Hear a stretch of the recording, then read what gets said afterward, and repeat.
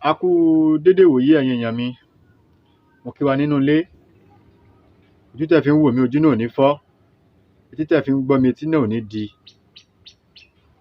Fún àǹfààní ẹ̀yin tí ẹ ń wò mí ní ìgbà àkọ́kọ́, orúkọ mi ni Dr. Hafiz Abolade. Nǹkan tí mo mú wá fún wa lénìí, ẹ má gbàgbé láti subscribe sórí channel yìí. Ẹ bá wa share fídíò yìí.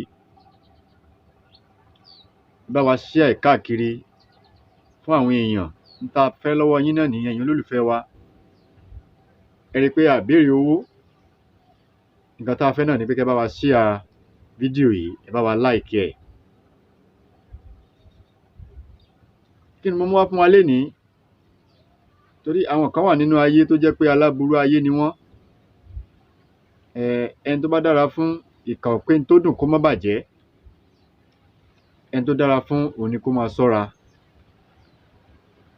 Ọ̀tá ń bẹ nílé, ọ̀tá ń bẹ lóde. Kódà níbi iṣẹ́, ọ̀tá ń bẹ.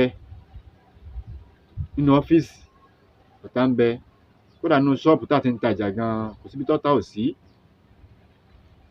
Oògùn tó máa ráyè ò fi ní dá wa lóró, tí wọn ò fi ní fún wa lóògùn jẹ, ìyẹn fún oògùn májèlé, tí wọn ò fi ní fún wa ní poison jẹ, òun náà ni mo mú wá fún wa ní èní. Kí la máa lọ wá? Wọ́n ń pe ewé kan ní ewé ẹrù. Tẹ́ rí ewé ẹrù yìí, òun là á wá. Àti ẹ̀rù alámọ̀. Fáwa tá a bá mọ ewé ẹrù mo mú lọ́wọ́ yìí. Ewé ẹrù lẹ̀ ń wò ní ọwọ́ mi yìí. Òun ní, ṣé ẹ ti rí bó ṣe rí?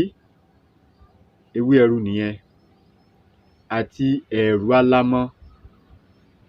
Ẹ̀rù alámọ̀. Àti ẹpọ̀n adìẹ. Ẹpọ̀n àkùkọ adìẹ. Á yọ ẹpọ̀n rẹ̀ méjèèjì. Ẹdìyẹ yẹn a lè jẹ. Ó lè ṣe déédéé ìgbà tá a bá fẹ́ pa adìyẹ jẹ, àmọ́ ẹdìyẹ yẹn kó jẹ́ adìyẹ ìbílẹ̀ ni o.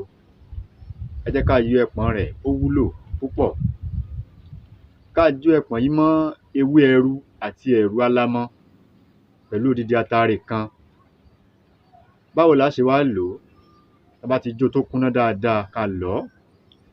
A máa fi sín gbẹ́rẹ́ sí ọwọ́ wa méjèèjì, ọ̀gọ́rùn-ún ọwọ́ wa méjèèjì. La fi sín gbẹ́rẹ́ sí. Ṣó ti yé yín? Ṣó ti yé yín báyẹn? Á sín ráǹdì báyìí. Á sín ráǹdì báyìí.